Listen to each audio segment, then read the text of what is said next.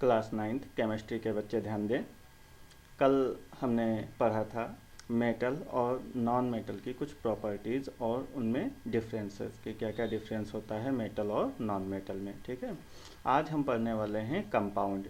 ठीक, कंपाउंड। इससे पहले जब क्लासिफिकेशन हम पढ़ रहे थे तो उसमें हमने आपको बताया था कि जो प्योर सब्सटेंस होता है, प्योर सब्सटेंस को दो कैटेगरी में डिवाइड करते हैं। एक होता है एलिमेंट और दूसरा क्या होता है, कंपाउंड होता है। तो एलिमेंट में हमने आपको बताया था कि एलिमेंट क्या होते हैं, मेटल होता है, नॉन मेटल होता है और मेटलाइज्ड होते हैं। मेटल और नॉन मेटल के बारे में हम पढ़ ही चुके हैं। मेटलाइज्ड थोड़ा सा है जो आप आगे जो है और उस ज़्यादा सीखोगे। अच्छा, तो आज हम पढ़ने वाले हैं कंपाउंड्स की कंपाउंड्स क्या होते हैं। तो देखो, कंपाउंड्स जो होते हैं वो किन्हीं दो एलिमेंट, ठीक है, किन्हीं दो या दो से अधिक एलिमेंट्स के केमिकल कॉम्बिनेशन के द्वारा बनते हैं। जैसे देखो, जैसे अगर हम यहाँ पर हाइड्रोजन ले लें, हाइड्रोजन, ठीक है, हाइड्रोजन,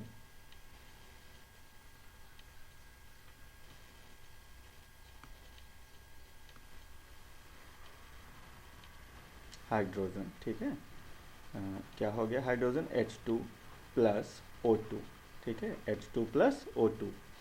तो जो H2, ठीक है, H2 है और O2, ये दोनों मिलकर के आप जानते हो कि क्या बनाते हैं, H2O बना देते हैं। क्या बना देते हैं, H2O बना देते हैं। ठीक, कहने का मतलब ये है, अगर इसको हम बैलेंस करना चाहें तो हम यहाँ पर कितना लिख लें, यहाँ पे हम लिख लें 2 और इधर भी हम क्या लिख लें, 2 से मल्टीप्लाई कर दें। तो अब देखो हाइड्रोजन कितना हो जाएगा, हाइड्रोजन हो जाएगा, कितने आइटम हो जाएंगे, 4 आइटम हो जाएंगे। 2 2 जा 4, ठीक है, 4 आइटम हो जाएंगे। इधर भी हाँ, राइट साइड में भी हाइड्रोजन कितने हो गए, 4 हो गए। ऑक्सीजन कितने हैं, लेफ्ट साइड में ऑक्सीजन 2 हैं और राइट साइड में भी ऑक्सीजन कितने हैं, 2 हैं। तो इस तरीके से इक्वेशन बैलेंस हो जाती है। ठीक है, यहाँ पर हम इक्वेशन बैलेंस करना नहीं सीख रहे हैं, हम सीख रहे हैं कि आखिर जो कंपाउंड्स होते हैं वो क्या होते हैं। तो आप सीधे से इस तरीके से आप ध्यान रखें कि जो कंपाउंड्स होते हैं वो 2 और more than 2 elements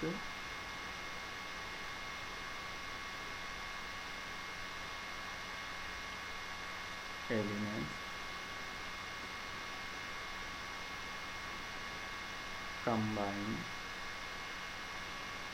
to each other and forms a new compound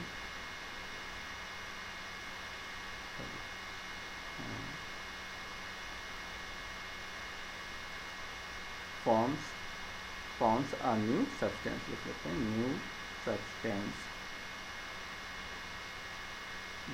that is called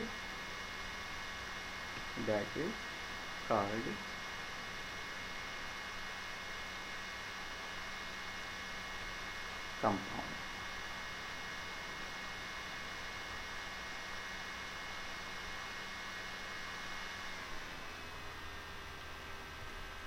ठीक, तो दो या दो से अधिक तत्व जब रासायनिक रूप से आपस में संयोग करके एक नया पदार्थ बना देते हैं। ध्यान देना, यहाँ पर जो एलिमेंट हैं, जो तत्व हैं, वो केमिकली कंबाइन होकर के एक नया सब्सटेंस, एक नया पदार्थ बना देते हैं। तो ऐसे ही पदार्थ को या इस पदार्थ को ही हम क्या कह देते हैं, कंपाउंड या यौगिक कह देते हैं। ठीक, जैसे हाइड्रोजन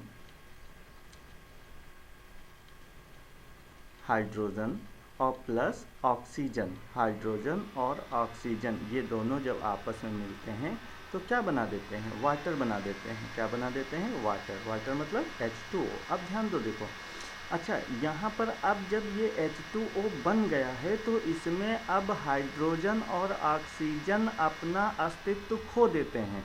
जब हाइड्रोजन और ऑक्सीजन आपस में मिलकर के वाटर के रूप में बन जाते हैं, जब वाटर बन जाता है तो अब इसमें हाइड्रोजन और ऑक्सीजन की अलग अलग प्रॉपर्टीज़ नहीं रह जाती हैं, बल्कि अब ये जो प्रॉपर्टीज़ होंगी वो वाटर की प्रॉपर्टीज़ होंगी। इसमें ना ही ऑक्सीजन की प्रॉपर्टी होगी और ना ही इसमें हाइड्रोजन की प्रॉपर्टी पाई जाएगी। जैसे अगर आप ध्यान दें, जो हाइड्रोजन गैस होती है, हाइड्रोजन, ये हाइड्रोजन कैसी होती है?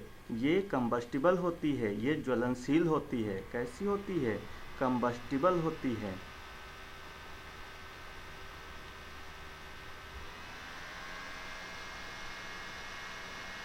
ठीक है। अगर आप माचिस की जलती हुई तीली, माचिस की जलती हुई तीली,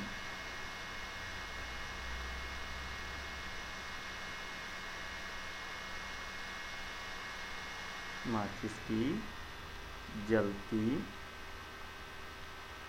हुई तीली, ये अगर आप किसमें ले जाते हो? हाइड्रोजन गैस में। अगर हाइड्रोजन गैस में लेकर जाते हो तो ये माचिस की तीली और तेज़ी के साथ जलने लगती है। क्यों? क्योंकि जो हाइड्रोजन गैस होती है ये कंबस्टिबल होती है, फ्लेमेबल होती है, ठीक है, ज्वलनशील होती है, तो ये और अधिक तेज़ी से जलने लगती है। लेकिन यही माचिस की तीली जो है, जलती हुई तीली, ये आप H2O में ले जाओ तो क्या होती है? बुझ जाती है ना। ये और तेज़ी से क्या जलने लगती है? नहीं, ये क्या हो जाती है? ये बुझ जाती है। ठीक है, इसका मतलब ये हुआ, क्या हाइड्रोजन गैस की प्रॉपर्टीज़ वाटर में मिलती है? तो हाइड्रोजन गैस की प्रॉपर्टी वाटर में नहीं मिलती है। कहने का मतलब ये है कि जब दो एलिमेंट आपस में मिलते हैं तो एक नया पदार्थ बना देते हैं और अपनी जो प्रॉपर्टीज़ होती हैं, वो प्रॉपर्टीज़ जो होती हैं वो वहीं पर स्टॉप हो जाती हैं। ठीक है, मतलब जो नया सब्सटेंस होगा वो अपनी अलग ही प्रॉपर्टीज शो करता है। वो जो एलिमेंट से मिलकर बन रहा है उन एलिमेंट्स की प्रॉपर्टीज शो नहीं करता है। ठीक है, तो उम्मीद है इतनी बात आपको समझ में आ गई होगी। ठीक, तो क्या होते हैं कंपाउंड या यौगिक? क्या होते हैं? ठीक है, यौगिक क्या होते हैं? यौगिक किससे मिलकर बनते हैं? तो एलिमेंट्स या तत्वों के मिलने से यौगिक बनते हैं। किसके? तत्वों या यौगिक तत्वों के रासायनिक संयोग से, रासायनिक संयोग से क्या बनता है? तत्वों के रासायनिक संयोग से यौगिक बनते हैं। यौगिक बनते हैं। ठीक है, जैसे ये तो हो गया H2O। जैसे आपका क्या होता है? Carbon dioxide CO2। ठीक है, तो ये किसके किसके मिलने से बनता है? ये आपका बना हुआ है कार्बन प्लस ऑक्सीजन। ठीक है, कार्बन प्लस ऑक्सीजन, मतलब जो कार्बन डाइऑक्साइड है इसमें कार्बन और ऑक्सीजन के तत्वों का रासायनिक संयोग हुआ है, केमिकल कॉम्बिनेशन हुआ है, जिसके कारण क्या हो गया है? कार्बन डाइऑक्साइड बन गया है। तो ये जो कार्बन डाइऑक्साइड है ये आपका क्या हो जाएगा? इसी को आप क्या कहोगे? इसी को आप कहोगे यौगिक या कंपाउंड। यौगिक या कंपाउंड। ठीक है, इसी को हम कहते हैं यौगिक या कंपाउंड कहते हैं। ठीक, जैसे अगर आपका हाइड्रोजन और नाइट्रोजन आपस में मिक्स हो जाए, हाइड्रोजन प्लस नाइट्रोजन, तो क्या बन जाता है? अमोनिया बन जाता है। क्या बन जाता है? अमोनिया। क्या फार्मूला होता है? NH3। ठीक है, तो ये क्या हो गया? ये कंपाउंड हो गया। NH3 क्या हो गया? कंपाउंड, क्योंकि इसमें नाइट्रोजन और हाइड्रोजन, ठीक है, ये दो एलिमेंट का रासायनिक संयोग हुआ है, केमिकल कॉम्बिनेशन हुआ है, जिसके कारण अमोनिया गैस बन गई है। ठीक है, तो ये अमोनिया क्या हो जाती है? अमोनिया आपका एक प्रकार का कंपाउंड या यौगिक हो जाता है। ऐसे आप जानते हो कि कार्बन और प्लस हाइड्रोजन, कार्बन और हाइड्रोजन ठीक है। कार्बन और हाइड्रोजन अगर मिलते हैं और मान लिया कि आपका क्या बन गया, मीथेन बन गया। कार्बन हाइड्रोजन के मिलने से क्या बन गया, मीथेन। क्या फार्मूला होता है, CH4। तो ये CH4 क्या हो जाएगा, CH4 आपका हो जाएगा कंपाउंड। ठीक है। अच्छा, अब एक चीज़ और ध्यान देना, ठीक है। इतना आपको समझ में आ गया होगा। अब थोड़ा सा और ध्यान देंगे हम कि जो कंपाउंड्स होता है, कंपाउंड्स में ये तो आप समझ गए होंगे कि तत्वों के रासायनिक संयोग, मतलब उनमें एक केमिकल रिएक्शन होती है। जब हम दो तत्व या दो से अधिक तत्वों को आपस में मिक्स करते हैं तो उनमें एक केमिकल रिएक्शन होती है। उस केमिकल रिएक्शन के द्वारा एक नया पदार्थ बनता है। ठीक है। लेकिन यहीं पर मिक्सचर में देखो क्या होता है, अगर हम इन्हीं तत्वों को या इन्हीं पदार्थों को आपस में मिलाएं और आपस में मिलाने पर अगर कोई रिएक्शन ना हो, जैसे ध्यान दो, जैसे अगर हम पानी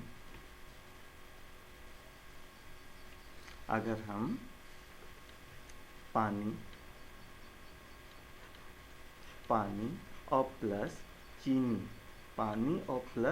चीनी, ठीक है, इन दोनों को आपस में मिला देते हैं तो हमारे पास क्या बन जाता है, मान लो शरबत बन जाता है। ठीक है।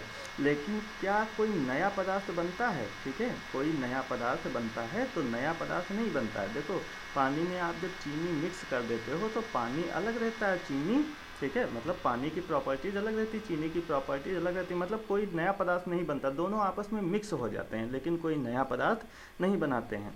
अच्छा, यौगिक में देखो क्या होता है, यौगिक में जैसे कार्बन और ऑक्सीजन मिला, कार्बन और ऑक्सीजन जब मिला तो एक नया पदार्थ बन गया, क्या बन गया, कार्बन डाइऑक्साइड बन गया। ठीक है। तो ये होता है यौगिक, जिसमें एक नया पदार्थ बन जाता है। लेकिन जो हमारा मिक्सचर होता है या मिश्रण होता है, इसमें कोई नया पदार्थ नहीं बनता है। जैसे अगर हम पानी में नमक मिला दें तो क्या कोई नया पदार्थ बन जाता है, तो कोई नया पदार्थ नहीं बनता। बाकी पानी में वही जो नमक होता है वो मिक्स रहता है। ठीक है। अगर हम पानी में नींबू मिला दें तो क्या कोई नया पदार्थ बनता है, क्या उनके बीच कोई रिएक्शन होती है, तो उनके बीच कोई रिएक्शन नहीं होती है, कोई नया पदार्थ नहीं बनता है। तो वो हमारा क्या हो जाता है, मिक्सचर हो जाता है या मिश्रण हो जाता है। ठीक है। उम्मीद है इतनी बात आपको समझ में आ गई होगी। मिश्रण में जब हम दो या दो से अधिक पदार्थों को आपस में मिक्स करते हैं तो कोई नया पदार्थ नहीं बनता है, बल्कि वही आपस में क्या हो जाते हैं, मिक्स हो जाते हैं। ठीक है। कोई नया पदार्थ नहीं बनते हैं, उनके बीच कोई केमिकल रिएक्शन नहीं होती है। तो ये पदार्थ मिश्रण कहलाते हैं या मिक्सचर कहलाते हैं। ठीक। लेकिन कंपाउंड में क्या होता है, जब कंपाउंड में एलिमेंट्स मिलते हैं तो उनके बीच केमिकल रिएक्शन होती है, केमिकल रिएक्शन के बाद एक नया पदार्थ बनता है, एक न्यू सब्सटेंस फॉर्म होता है, तो इसे हम कंपाउंड कहते हैं। ठीक है। तो इतना आपको समझ में आ गया होगा। ठीक है। तो अब हम थोड़ा सा जो है देख लेते हैं कि क्या डिफरेंस होता है आपका, difference between element and compound, मतलब तत्व तथा यौगिक में अंतर। ठीक। जैसे हम बात करें, हमारे पास यहाँ पर एक है ये हाइड्रोजन तत्व, मतलब हाइड्रोजन एलिमेंट या हाइड्रोजन तत्व। ठीक है। ये है। तो ये जो हाइड्रोजन तत्व होता है या एलिमेंट होता है, ये जो तत्व होते हैं ये मिलकर बनते हैं एटम्स से। किससे, एटम्स। ठीक है। या इसी को आप क्या कहते हो, परमाणु।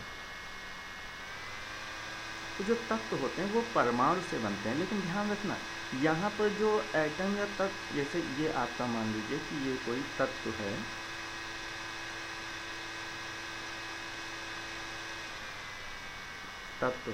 या एलिमेंट है, तो ये एलिमेंट, इसमें बहुत सारे, और कौन सा हमने जैसे हाइड्रोजन तत्व या हाइड्रोजन एलिमेंट ले लिया, तो इसमें बहुत सारे ये छोटे छोटे हाइड्रोजन के एटम होते हैं। किसके एटम होते हैं, हाइड्रोजन के एटम होते हैं। ये इसमें बहुत सारे हाइड्रोजन के क्या होंगे, एटम होंगे। इस तरीके से बहुत सारे इसमें हाइड्रोजन के एटम होंगे। ये जो छोटी छोटी यूनिट हैं ये क्या है, एटम है। एटम मतलब परमाणु। ठीक है। एटम मतलब परमाणु। तो ये परमाणु है, लेकिन इनके बीच में कोई भी केमिकल रिएक्शन नहीं होता है, इनके बीच केमिकल रिएक्शन नहीं होता। लेकिन अब थोड़ा सा ध्यान दो, अगर मान लीजिए कि इनमें से यही जो आपके एटम हैं, ठीक है, अगर इनमें कोई भी केमिकल रिएक्शन नहीं हो रहा है तो ये क्या बना रहे हैं, ये तत्व बना रहे हैं या एलिमेंट बना रहे हैं। लेकिन अगर इसी में केमिकल रिएक्शन हो जाए, ठीक है, मान लीजिए कि इसमें से दो हाइड्रोजन एटम H + H, ये दो हाइड्रोजन एटम आपस में केमिकल रिएक्शन कर लिए, और जब केमिकल रिएक्शन कर लेंगे तो क्या बना देंगे, H2 बना देंगे। केमिकल रिएक्शन करने के बाद ये क्या बना देंगे, H2 बना देंगे। तो ये आपका क्या हो जाएगा, ये आपका हो जाएगा कंपाउंड, ठीक है ना, ये आपका क्या हो गया, कंपाउंड हो गया।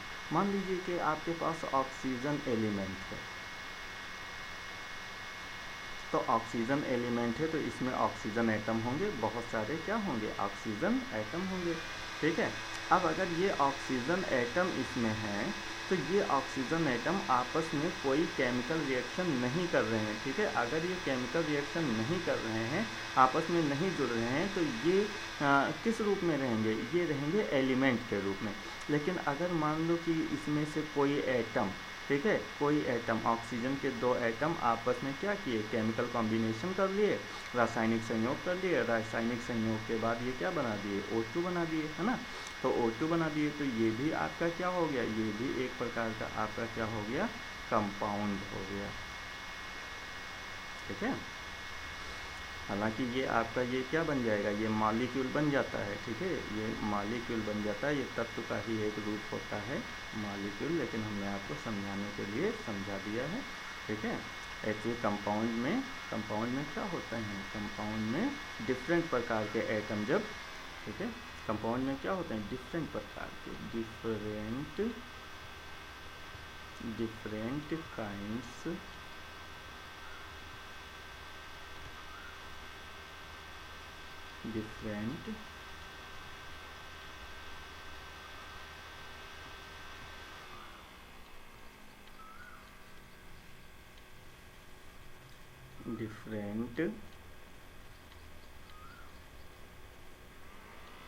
different kinds of atoms,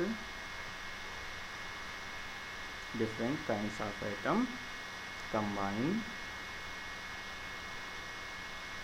combine to each other, ठीक है।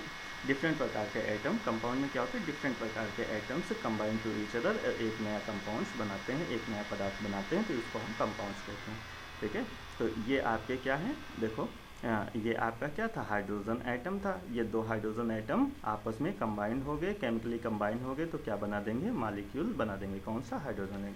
ये क्या है, ये हाइड्रोजन एटम है, ये हाइड्रोजन एटम है, ठीक है, ये भी एटम है, ये भी एटम है, लेकिन ये जब आपस में केमिकली कंबाइन हो गए तो आपका क्या बन गया, तो आपका बन गया मॉलिक्यूल, तो आपका क्या बन गया, मॉलिक्यूल बन गया, ठीक है, तो आपका मॉलिक्यूल बन गया, ठीक है। ये ऑक्सीजन ये क्या है, ये ऑक्सीजन एटम है, ठीक है, ये भी ऑक्सीजन क्या है, एटम है, लेकिन जब ये केमिकली कंबाइन हो गए तो ये आपका क्या बन गया, ये आपका बन गया मॉलिक्यूल, ये आपका क्या बन गया, मॉलिक्यूल। इसी प्रकार से अगर डिफरेंट एटम्स कंबाइन कर लेते हैं, ठीक है, तो आपका क्या बन जाता है, तो आपका बन जाता है कंपाउंड, जैसे हमने अभी आपको बताया था, जैसे CO2 क्या है, कंपाउंड है, H2O क्या है, कंपाउंड है, ठीक है। ऐसे ही अगर आपका NH3 है तो ये क्या है, कंपाउंड है, ठीक है। CH4 ये आपका क्या है, कंपाउंड्स है। ऐसे चीनी, ठीक है, चीनी क्या फार्मूला होता है, चीनी का फार्मूला होता है C12H22O11, ठीक है। इसको क्या बोलते हैं, इसको बोलते हैं सुक्रोज, ठीक है। तो आज की क्लास में इतना ही।